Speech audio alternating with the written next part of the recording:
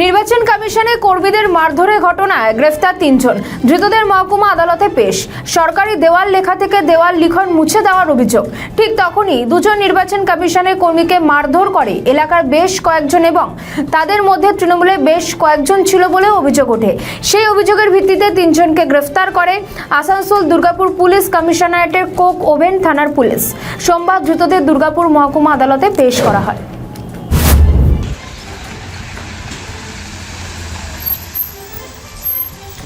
একদম সংকট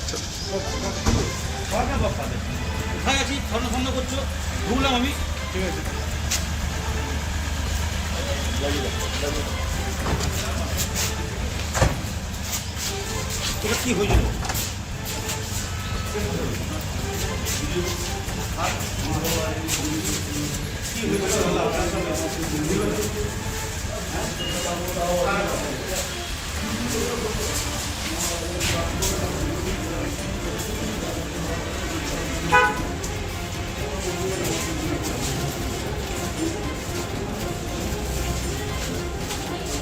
আমাদের ভিডিও ভালো লাগলে লাইক ও শেয়ার করুন। কমেন্ট সেকশনে আপনাদের মতামত জানান। আরও ভিডিও পেতে আমাদের চ্যানেলটিকে সাবস্ক্রাইব করুন এবং প্রতি মুহূর্তে খবরের আপডেট পেতে প্রেস করুন বেল আইকন।